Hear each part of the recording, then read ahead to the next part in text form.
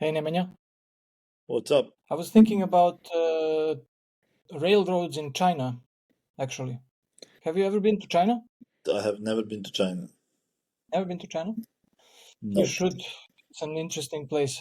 I've been to Beijing for the Olympic Games, actually, 2008, I believe it was. You were And I had, competing yes, in in what? eating Chinese food. In a rail? Railroading. No, but I had the opportunity actually to take this, this maglev or magnetic train, which they have in Shanghai. From It goes from Shanghai airport to the city center, and it goes like, I believe, like something like 500 kilometers per hour. It's a very interesting train, very interesting experience there. No, But I you've have never been there?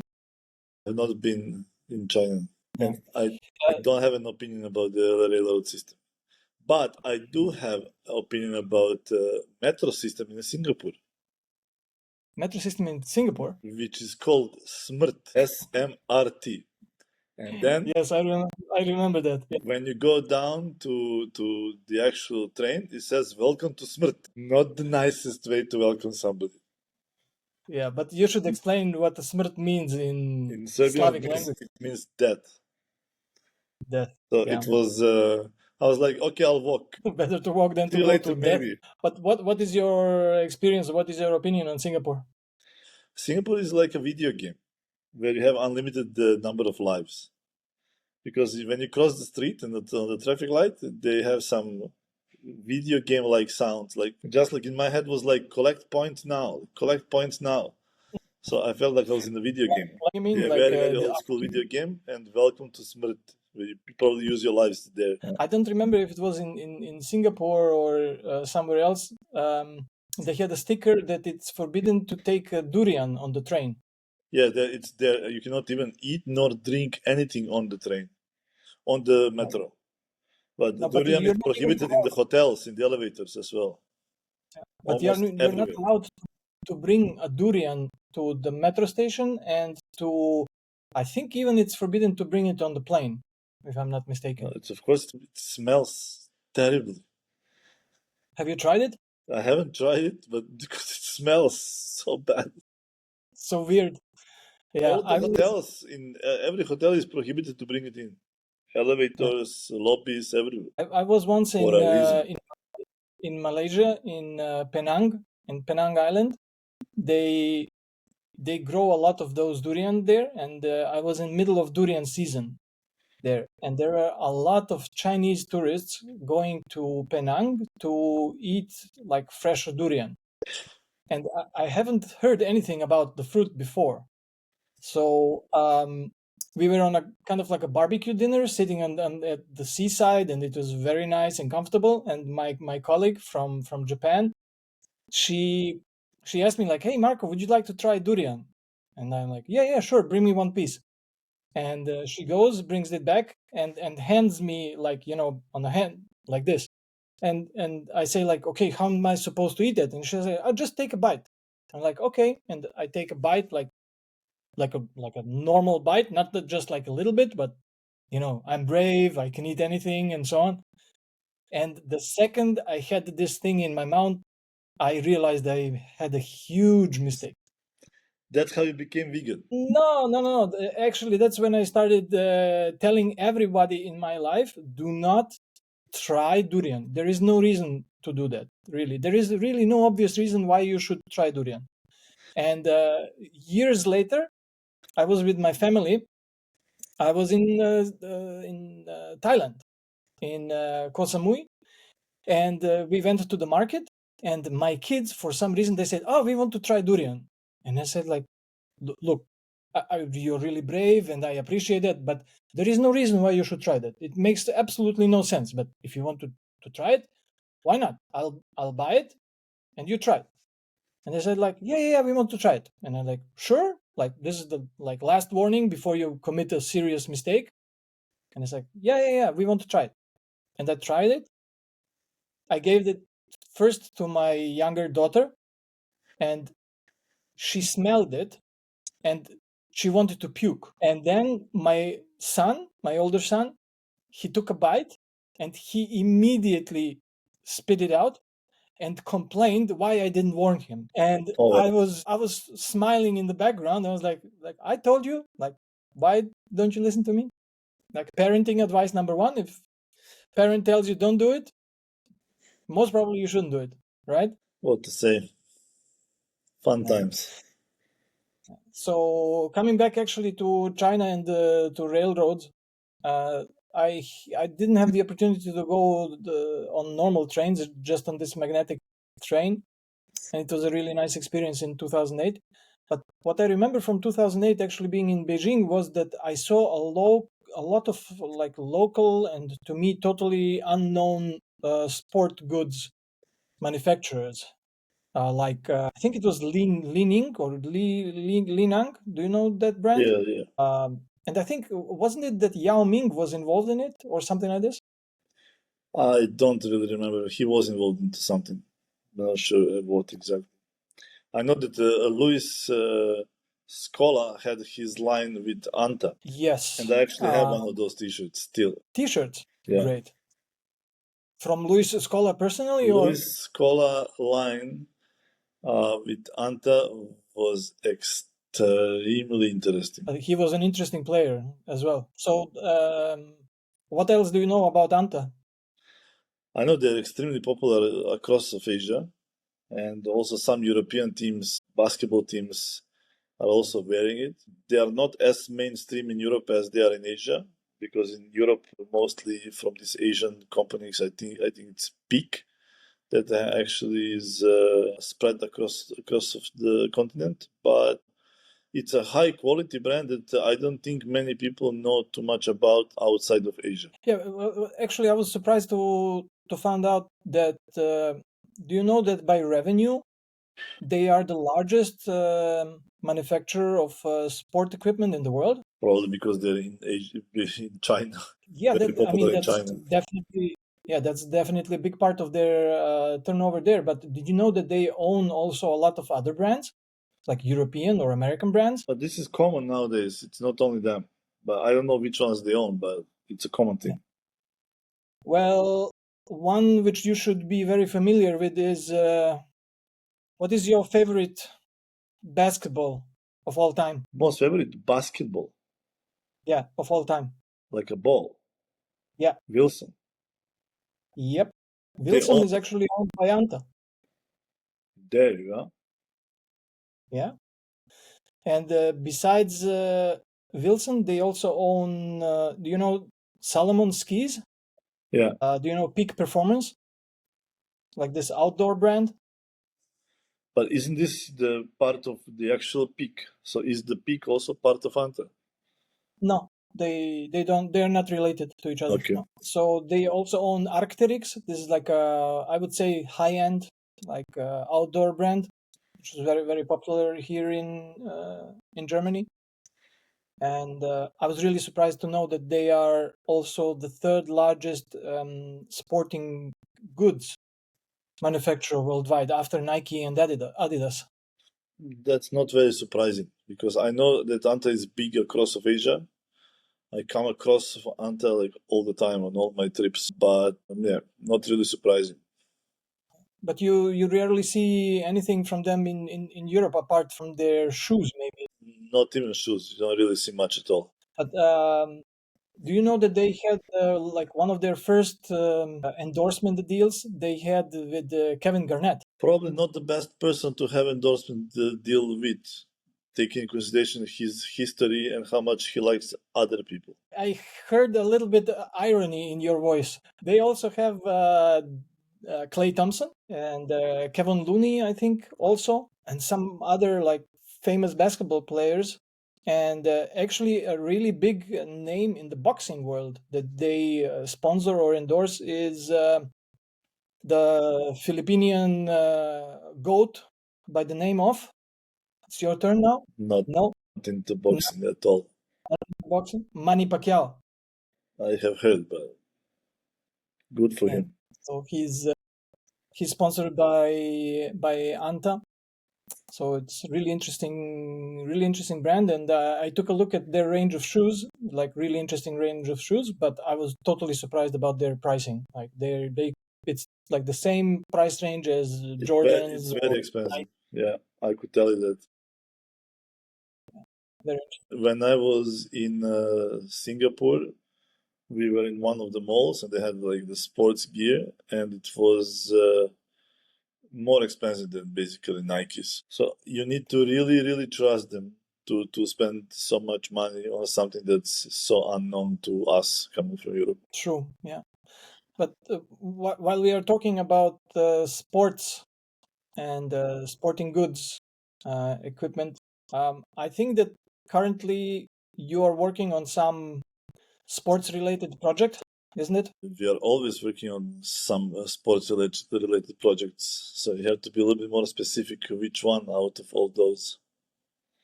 Sports can The like non formal educational ones. Which ones exactly? actually the non-formal education ones. Yeah, we are constantly applying, submitting project proposals to Erasmus Plus to be the lead partner or to just partner other organizations on the projects that are for mobility of the youth workers related to sports. They don't have to be directly sports projects, but to have any component of sports, because this is what we deal with, and this is where we can actually play any kind of a role. So now for the next deadline is coming up in less than 20 days. On the 1st of October, we are planning to submit 2 projects to the national agency here in Cyprus. And we are going to partner on 3 more projects of the same level in Germany. The topics are, I'm not gonna like cite the exact topic, but one of the projects is how to utilize technology we have in sports on a daily basis in the work with younger people, and the other one is how to apply some practices, how to identify and use applicable practices from sports and tourism industries into helping youth be more employable or starting up their own businesses. Interesting. And what is so? Could you maybe explain a little bit about the Erasmus Plus program? Erasmus Plus program has a lot of aspects, but the one that we deal with is basically where the funds are not given, provided for the execution of particular projects that are in sync with the agendas that Erasmus Plus has. The topics are really very different from organization to organization. Cyprus is a small market for Erasmus Plus, and only few projects are rewarded the funding in each term, and usually there are 2 deadlines, 2 terms per one calendar year. So basically, just to inform it or just to explain a little bit more about Erasmus, it is a project run by the European Union, supporting organizations either in the non-profit sector or even in the for-profit sector to establish projects in within the European Union and some, let's say, member countries. They have on their agenda in connecting organizations between each other throughout Europe and educating youth workers within Europe. So you had some experience in the past from participating in Erasmus Plus sports related projects like I did. Do you want to elaborate more on that? We had quite a few different things, from some very, very practical to some that were more theoretical, from how to organize sports events to actually do it, how to train, what are the aspects of teamwork, leadership, many, many different things. Right now, we are preparing to travel to Yerevan, to Armenia, by the end of this month, basically 30th of the month. And we are going to be there a partner, so not the lead partner, to another project of similar kind that basically it's going to be, to summarize it, like a cross-referencing different aspects of sports from coaches of different sports. So it's going to be very interesting. The lead partner is from France, but the execution will be in Armenia. So we also will have Armenian partner, us coming from Cyprus, from Italy, Greece, and Spain. We will have daily lectures, workshops, one full day visit to Yerevan and the Armenian Wrestling Federation, and so on and so forth. That's the next one coming up. So, in theory, if you propose a project and that is approved by the national agency in your respective country, then you get to hold a project which goes for at least 2 months, up to I think 24 months, if I'm not mistaken. And then during that time, you make kind of like a training course or visit where you gather all together, so all participants from all partner organizations, they meet either in the hosting country from the lead partner, or in one of the countries which are from the partner organizations. And then usually between 20 and 30, sometimes even more participants, they meet there to elaborate on the topic of the project. So in your topic is related to utilizing different coaching methods from different sports in youth work. Which topic? From Armenia, where you are traveling now.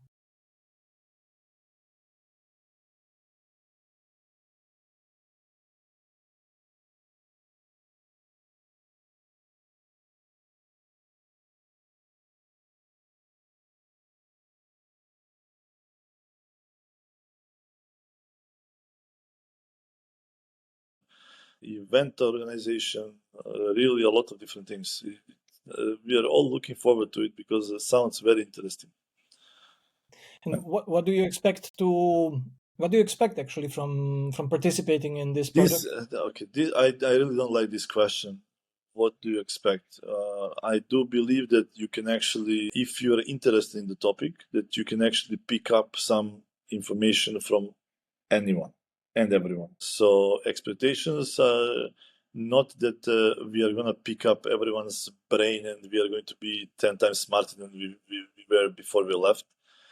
But the idea is to try to approach everything like we usually approach it, open mind, and listen to everyone and try to see if any of the information shared will be useful to us, either personally or on the organizational level, for the future endeavors. It's as simple as this. So expectation wise, I expect that we come back healthy. That's it. Why wouldn't you come back healthy? I mean, No, Armenia is not, no, not because of Armenia. It's just that's it. It's a trip. a trip. Yeah. Okay. Yeah, I have a project coming up as well, or let's say, to be more precise, a training course coming up here in Germany, where I will be the partner organization, but I will be responsible for executing the training course here in Germany, and it's about disabilities. So actually, it is a quite big challenge for us as an organization, because we never had this topic within our organization, especially with the disabled persons. And now that I started to get more into it from an execution point of view, I realized how difficult actually it is to even accommodate people with disabilities.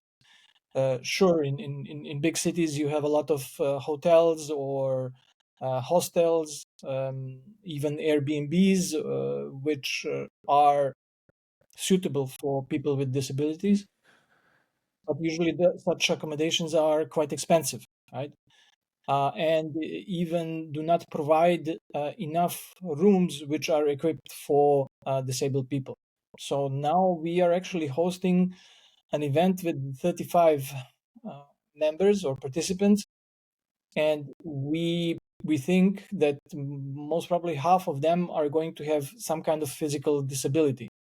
and it is a challenge actually at the moment to find a suitable accommodation for them throughout Germany, because either it is kind of like a youth hotel where you sleep in bunk beds, or you have those beds one above the other with stairs. So that's absolutely not suitable for people who have physical disabilities.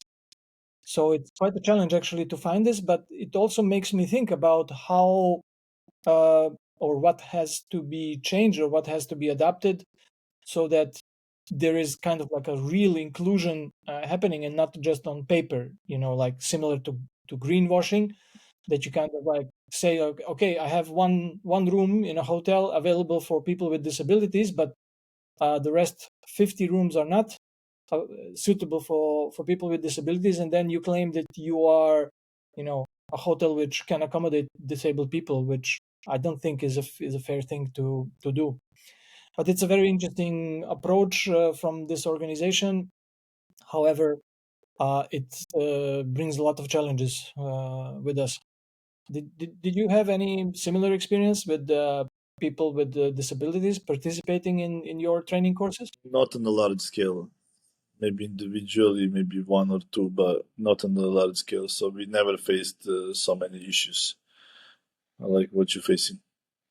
Yeah, I think when you have one or two participants, then it's quite, let's say, easy or normal to incorporate them into any kind of training activity wherever you are, unless you are somewhere in the mountains which are not so good accessible. But if you have more, I would say like more than 5 or 10, like every accommodation we found is like coming to its limits. Well, Quite a good challenge. luck. Yeah, thank you. I'm working on it. I think I found something. It's actually in an old monastery near Regensburg, and I think that we are going to be holding our project or training course there. All right. So, do you want to discuss more about Erasmus project? I mean, about Erasmus, we can discuss so many different things. One thing that actually stands out from all the projects that we have done, either as the lead partners or the just partners, is that a lot of organizations don't take this very seriously. Although that initially they do sound serious and interested, once we actually see the participants they selected and sent, as much as they look good on the paper, some of them are just attending the training courses and all activities pro forma. And their approach to these kind of things is completely lenient, more like they got paid holidays than actually came to do any kind of work. So, I mean, from my background, coming to this kind of events and seeing people with this kind of approach and attitude is just not something that I really like. So, when we are the lead partners, we try very hard first to select the partners the right way, and that the ones the participants they are going to send are appropriate for the actual topic and can cope and follow whatever it's done during the training course. I would like to say that we are quite successful overall, but obviously every single training course has one or two individuals at least who are off, and very often they create some unnecessary issues and so on and so forth. So this is one downside of the whole thing, but I guess that you cannot control everyone in that way. I don't know if there are any means to control this in any way, but from what I see, I don't think there are. So this is one minus. But again, selection of the partners, I think it's the absolutely most important thing for execution of any project. Do you have any favorite partners or favorite, let's say, countries you like to work with? We have a small pool of partners that we gladly cooperate with. Not every time they're all available, however, but one is obviously your organization from Germany. We have another organization from Poland, one from Serbia, and one from Slovenia. And very often we submit project proposals together. We always try to include at least one or two, or sometimes three more partners who are very appropriate for the topic, and we kind of like test them to see if they are partners that are worth actually investing into the investing in the relationship with them for the future reference. Yeah, from my experience, as you said, obviously your organization and your members of your organization, we always had great projects and great things, but overall we had very good experience with participants coming from Poland, I have to say. That is something which stands out after several projects which we did and several training courses which we held here in Germany. The participants from Poland are like really good participants. They like to work. They are interested in learning. They are interested in working together with us. So that I think if I would have to choose like one country which stands out, obviously, yeah, Cyprus from mentality point of view and also eagerness to work and to participate. But then definitely Poland would come to my mind. What other countries or what areas would you like to have more partners from, or you didn't have any experience so far? Maybe Scandinavia a little bit more, but all other areas we more or less covered. But whenever we actually make a call for the partners, very few are actually from this area. Yeah, that's interesting. When you make a call, for example, on Salto Youth website, when you make a call for partners, then no matter what country you have chosen actually to to be participant in that project, there are always a lot of organizations from other countries and a lot of organizations actually from Turkey, which are applying. No matter if you doesn't matter if you said like, okay, I'm looking for partners from France, then even though that they will send you emails and asking you to participate in it. And actually yesterday I was really angry about an email which I received from one organization. I don't even know how their organization name. I don't even know where they're coming from. They just said like, hey, we are experienced organization. Like literally the email was, hey, we are an experienced organization. We are looking for partners in KA2 and KA1 Erasmus projects, and we are interested to cooperate with you. And there was Well, no name of yeah, the but their organization. experience, you should. There was no name of the organization. There was no country where they are coming from. The email was like a random Google email. Then the person who signed the email didn't even put her last name. There was no website of the organization, no phone number. So I'm thinking about like, okay, is there a like a scam, going on with those Erasmus projects where people are trying to scam you and to get something from you or maybe even cheat you? I don't know. I was really angry when I got this email, very unprofessional one. It's okay. I'm sure they're gonna find partners for their projects.